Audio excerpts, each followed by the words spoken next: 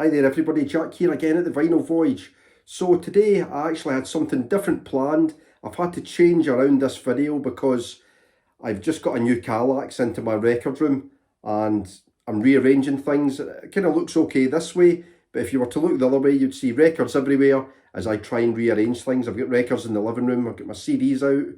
So I had a longer video planned, but that's had to go onto the back burner. And I'm just going to do something a bit quicker today. So today's video then is called 5 albums that have wormed their way into my collection. So generally speaking, I listen to a lot of the same genres. I like rock, I like psych, prog, indie. But sometimes, I'm sure it's the same for everybody, you get those albums that seem to worm their way into your collection and they're not the things that you would normally listen to. And I think a lot of the time that's a really, really good thing. I like it when I discover something new.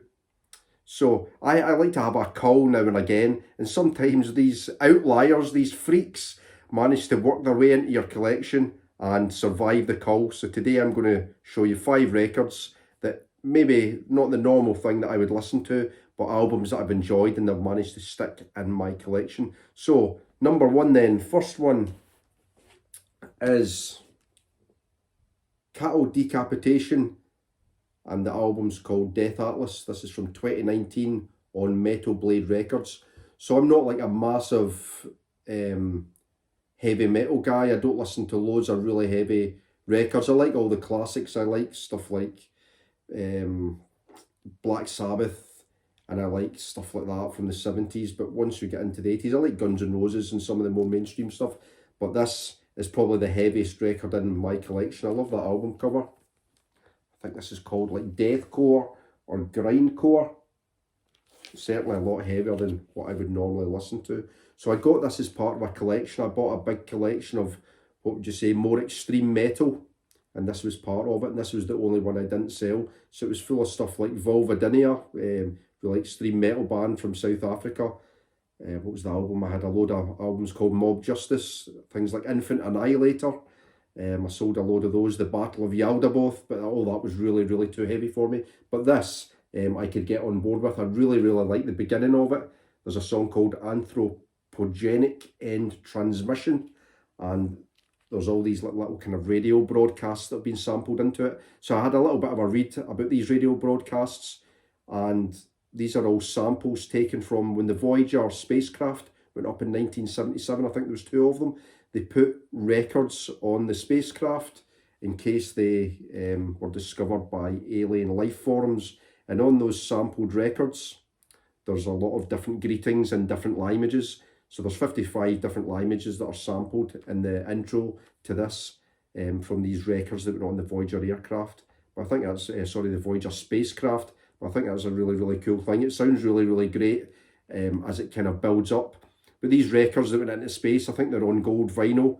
Not sure you can get them on Discogs, but I'd like to see a Dylan Noble re-release or remaster of these. It would be pretty cool. But anyway, this record here, I think, I said it's heavier than what I normally listen to. I like the music, I like the drums, the guitar. The only thing that I find difficult to get on board with is the vocals. That I find the vocals a little bit too snarly. So I'm not sure that it will stay in my collection, you know. I like the pressing as well. It's really put together well. And it comes in, I think this is called the Insidious pressing. But yeah, the vinyl looks really cool. So that is number 1 of records that have wormed their way into my collection. Things I would not normally listen to. Number 2 then is Dolly Parton with Hello Dolly. This is her first album from 1967 in Monument Records. This is a US first pressing, I believe. But yeah, this is really, really cool. I thought Dolly Parton would be too cheesy for me. I do like some country. I like Graham Parsons, Blaze Foley, stuff like that, John Prine, all that kind of thing. I didn't think I would like this, but I bought a massive Dolly Parton collection from a lady who was selling her brother's, I think he was like a Dolly Parton fanatic, so she was selling her brother's collection. He'd been a merchant seaman, been all over the world, getting signed Dolly Parton artefacts and all sorts of memorabilia. So I've sold quite a lot of that. Still got a few left, but I think I'll keep this and a few of the other albums that I liked. I liked the Dolly at Glastonbury from 2014, was quite cool as well, so I'll probably keep that one as well. But yeah, this is Hello Old Dolly. I like the first song, Dumb Blonde, is really, really cool. There's another one, I've Lived My Life, which kind of is almost like a premonition of how big a star she's going to become. She talks about, you know, the hardships that she's went through, even as an 18-year-old, to get where she is.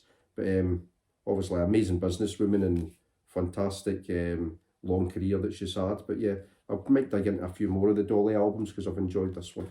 So next up then, in the albums that have managed to worm their way into my collection, is The Holes, the Planets by Gustav Holst. This was a piece of classical music he wrote between 1914 and 1917 during the First World War. Like I said, I don't have much classical music in my collection, hardly any at all. In fact, I've got the Clockwork Orange soundtrack, all those amazing Wendy Carlos versions of Beethoven.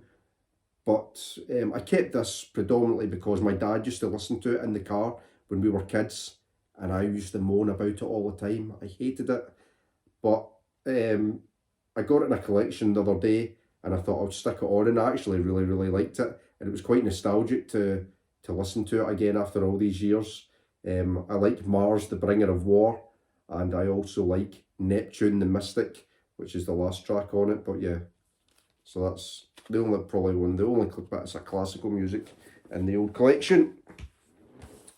Next up then is some neo soul. This is by Joy Kooks. It's from 2021. It was put out in Insanity Records. So I said, like, kind of neo soul. It has a bit of, what would you say, kind of jazz inflections, and a lot of it's very autobiographical album. She has a Bangladeshi background, so she introduces this kind of Bangladeshi element to her music as well. But I really, really like it. It's got, like, a lot of the songs have got shades of Amy Winehouse, that kind of neo soul sound, but some really good songs on here. I like this, and her cover's really cool. Outer cover's not bad as well, but the songs that are really cool on here, Feet Don't Fail Me Now is good. Skin, the album's called Skin. I Don't Mind is really good as well, the opening track. But yeah, that's Joy Kooks and Skin. Like I said, probably not the normal thing that I would listen to. It is a pop album. I don't have so much pop stuff or modern pop stuff in my collection, but I have quite enjoyed this. And finally, we have Prince Charles, Prince Charles and the Beat Band, and the album's called Gang War. Like, how could I not keep that album? Look at it. How good is that? It's got a sexy cover. It looks dangerous. It's kind of P-Funk from 1980. I do like funk. I've not got a lot of it. I've got some Parliament and some Funkadelic, some Bootsy Collins and stuff like that. But this is, like, I suppose, as funk was going out of fashion and hip hop and rap were coming in. But yeah, I got this as part of my collection. It was a lady who was selling her old Lovers record collection, and he had been a DJ down in London, and it was full of kind of Northern Soul compilations and lots of disco stuff like that. So it was like a real mishmash of different genres in there, but most of it was sold. But this was one of the few things that I kept. Like I said, how could you walk away from an album cover like that? Cheers everybody, so I hope you enjoyed my video. If you did, please give it a thumbs up. If you'd like to subscribe, please do. If you've got any comments to make on any of the things that I showed, or if there's an album that managed to worm its way into your heart, something you wouldn't normally listen to, drop it in the comments. I'd love to read about it. Other than that, I'll see you the next time. Bye for now.